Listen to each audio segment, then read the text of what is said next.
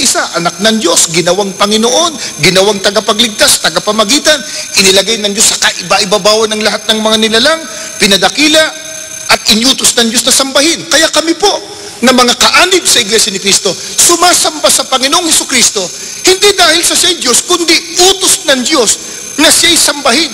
Pero, kung ang pag-uusapan,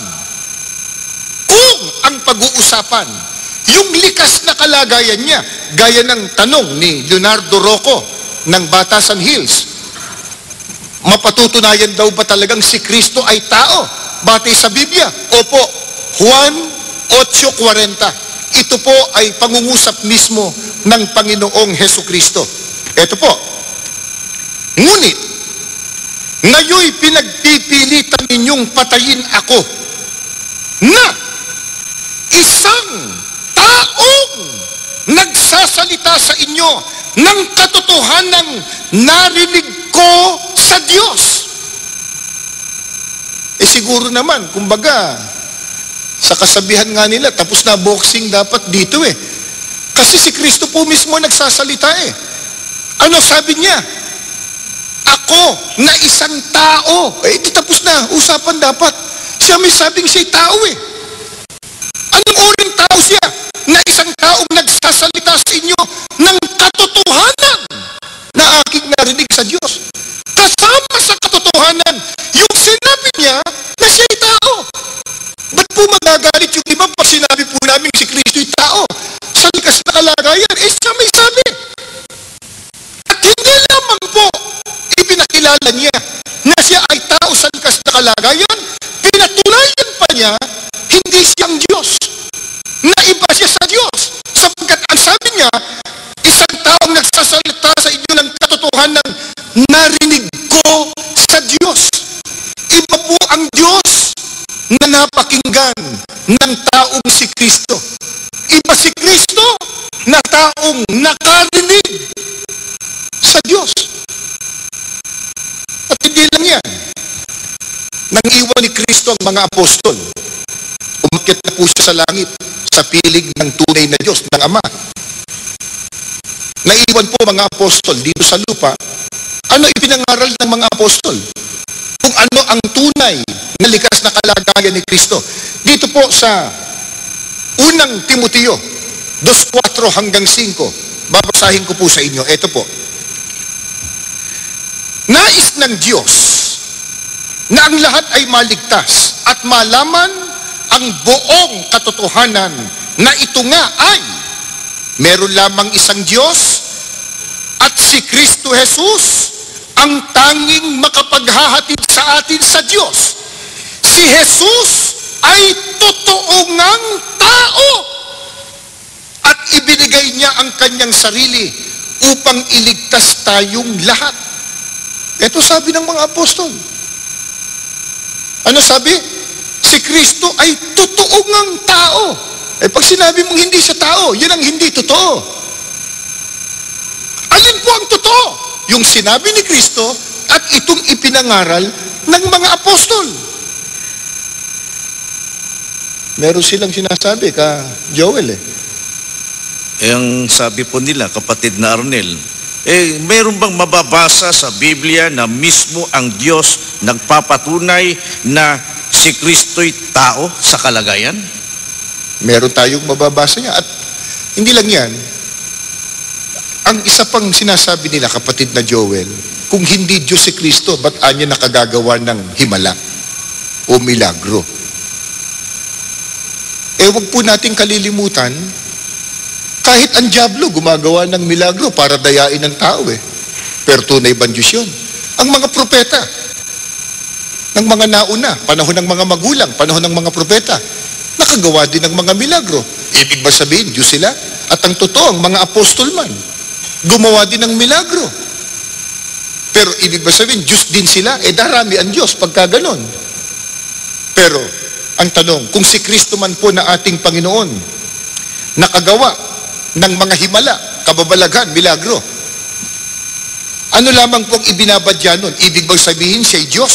Ito po, babasahin ko po sa Gawa 2:22. Ganito po ang turo ng banal na kasulatan. Mga lalaking taga-Israel, Pakinggan ninyo ang pananalitang ito, si Jesus na taga Nazaret, taong pinatunayan sa inyo ng Diyos sa pamamagitan ng himala at mga kababalaghan at mga tanda na ginawa ng Diyos sa gitna ninyo sa pamamagitan niya. Gaya ng alam na ninyo. Ang gumawa pala noon, sino po? Ang Diyos. Kinasangkapan lang ang ating Panginoong Jesucristo sa pamamagitan ni Kristo. Pero namamalagi po, ang sabi, anong likas na kalagay ni Kristo? Taong pinatunayan ng Diyos. Hindi sinabing Diyos na pinatunayan ng Diyos. Magiging dalawa Diyos.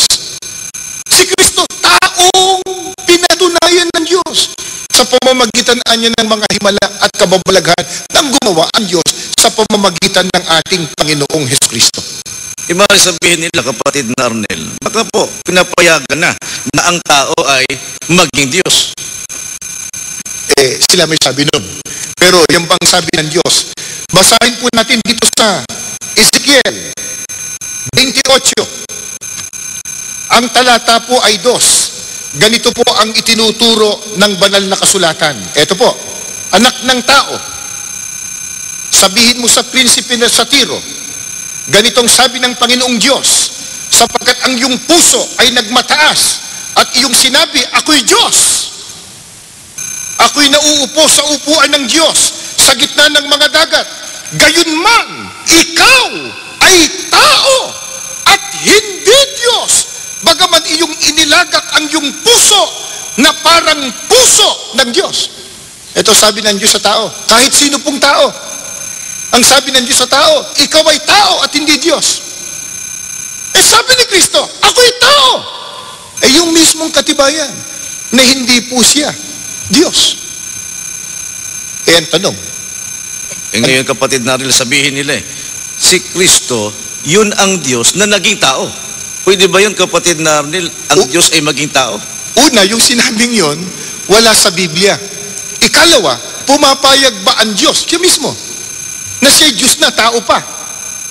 Ang binasa ko po sa inyo kanina, 28:2 ng Ezekiel. Ngayon po, Oseas 11:9 po. Pakinggan po ninyo. Hindi ko isasagawa ang kabangisan ng aking galit. Hindi ako babalik upang ipahamak ang Ephraim. Sapagkat ako'y Diyos at hindi tao. Ang tunay bang Diyos pumapayag na siya po'y Diyos na, tao pa? Ba hindi? Ano sabi niya? Ako'y Diyos, hindi tao. Nung basahin ko tumisang, kapatid na Joel, may nagsabi, wala naman siya sinabi diyan na hindi siya payag ah. Ang tanong, yung bang sabi niyang, ako'y Diyos, hindi tao, payag ba siya? Yung bang hindi payag? Sagot kayo. Hindi po. Hindi. Ang sabi ng Diyos, ako'y Diyos, hindi tao. Yung tao, sabi ng Diyos, ikaw ay tao, hindi Diyos. Anong sabi ni Kristo? Ako'y tao na nagsasabi ng katotohanan ng narinig ko sa Diyos. Yun ang katibayan. Isa sa mga katibayan na hindi po si Kristo ang tunay na Diyos. Ngayon, doon sa tanong na yun, meron pang nais na liwanagin si Leonardo Rocco. Ang sabi niya kasi, kapatid na Joel, sa tanong, paano yung patutunayan si Kristo ay tao at hindi ka pantay ng Diyos? Doon pala sa kalagayan, pag binasa mo sa Juan 4:24, ang Diyos Espiritu. Kanina, binasa natin, 8:40, si Kristo ay tao. Pero, bukod doon, babasahin ko po sa inyo itong talata. At tunayang hindi magkapantay. 14:28 po ng Juan. Sulat po ninyo, baka may Biblia po kayo sa inyong tahan. Narinig ninyo kung paanong sinabi ko sa inyo, papanaw ako at paririto ako sa inyo. Kung ako'y inyong iniibig, kayo'y mga gagalak dahil sa ako'y pasa sa Ama, sapagkat ang Ama, ang Diyos, ay lalong dakila kaysa akin. Antay ba? Sabi ng Kristo ang Ama, ang Diyos, lalong dakila kaysa akin. Alam po niyo, pag binasa po natin yan sa Bibliang Ingles, halimbawa, dito po sa Biblia, kung tawagin ay Knox version, mabasahan ko po yung Juan 14:28, John 14:28. You have heard me say that I am going away and coming back to you. If you really love me, you would be glad to hear that I am on my way to my Father. My Father has greater power than I. Ang Ama, may higit, mas makapangyarihan kaysa sa akin. Pantay ba yun? Puntahan pa po natin ang ibang salin ng Biblia.